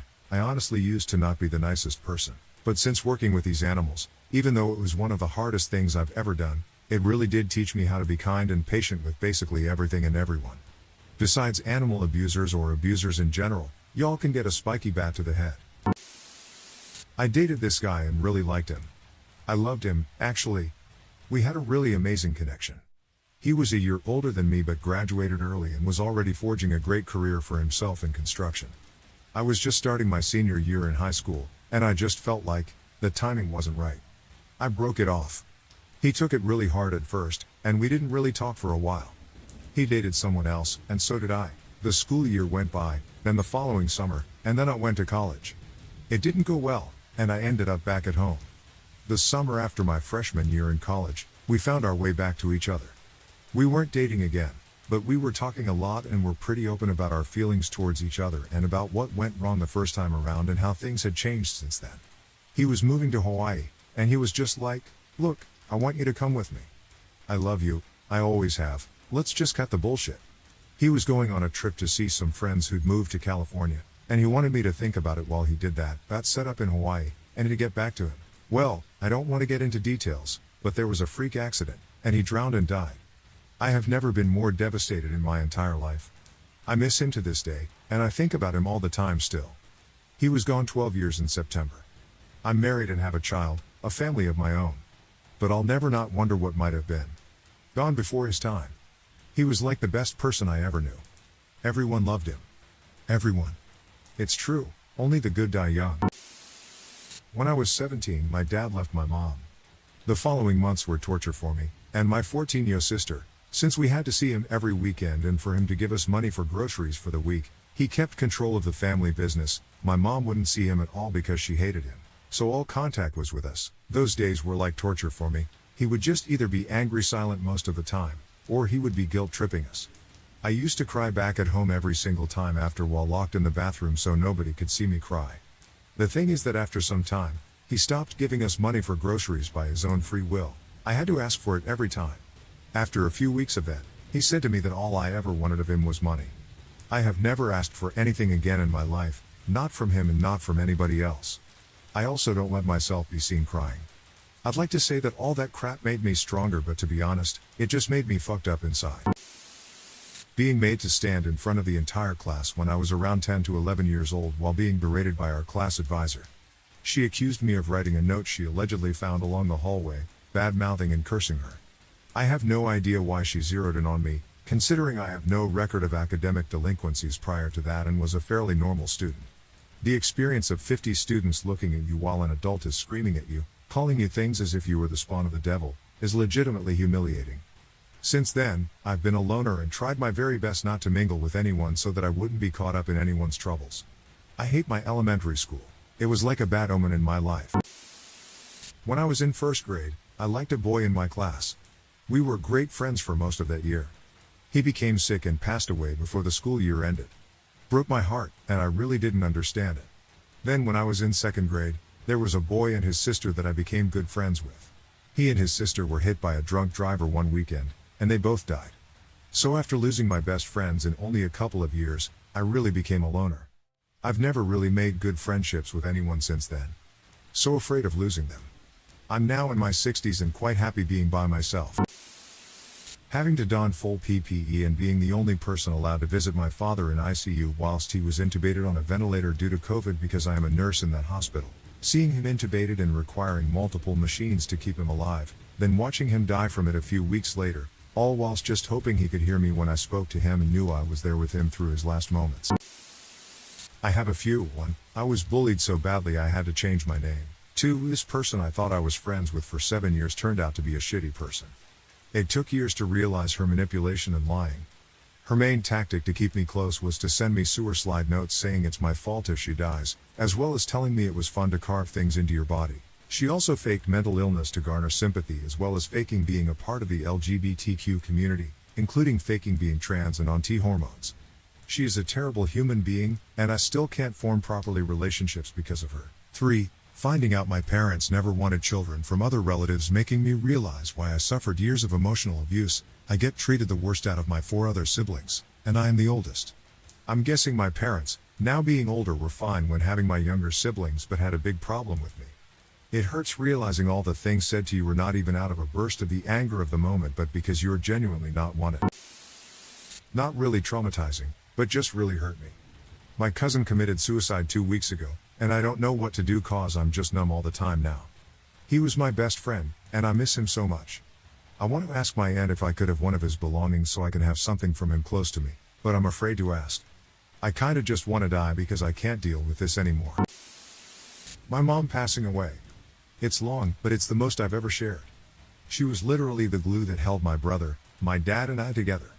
She was funny, smart, caring, and beautiful. She was the perfect mother. In 2016 my whole family was chasing career, and we rarely saw each other. Holidays we acted like we were close for a few hours, and we would go back to our corners of life. Then my mom had a stroke. It shook my whole family. She shouldn't have lived, but she did. Doctors told us to make arrangements before they started emergency surgery. But she lives, and it took her months and months of PT before she was released. I spent 8 hours at work and would come to ICU for the night to be with her until my dad or brother showed up in the morning. Rinse repeat. Surrounded by people dropping like fucking flies. Alarms going off, suits coming in, families crying as I watched my mom with a tube down her throat, not knowing if I would have to speak to the suits that night. She was diagnosed with moyamoya, which in Japanese means a puff of smoke representing the lack of visual blood flow in the brain. A disease that is often diagnosed in children between the ages of 10 to 14 or adults over the age of 40 from Asian descent. Which my mom was neither. A rise in blood pressure with moyamoya is a death sentence. It should have, but it wasn't. So she recovers. She had to do 2 cerebral bypasses where they take a vein from your neck and lay it on your brain. Your brain incorporates the vein to give itself a healthy blood flow. We did one side and let her self-heal for a few months before attempting the other side. She was then diagnosed with breast cancer. We fell apart. She couldn't get the second bypass because chemo was needed, and it would wreck the body to have surgery while battling cancer. She lost her hair after growing it back due to the cerebral bypass. She was so strong. She beat cancer, had her second bypass, and it was finally over. We went back to our normal lives as if nothing happened. I went back to work, my brother went back on the road, and my parents bought a house. She couldn't work anymore, so my dad had to work harder. I drank harder, I distanced harder and isolated myself up until a few years ago when I went to therapy. A few months ago, we all met up after she came back from vacation with my dad. She was in mid-conversation when she suffered a massive stroke. We had to go back to that fucking hospital. Her body suffered for almost a week before she passed. I'm not sure how this changes me, but I feel changed. I don't know if some things are better or worse. I just don't know. My parents never asked for a thing their entire lives, and the world gave them this. It gave us this, and it breaks my heart.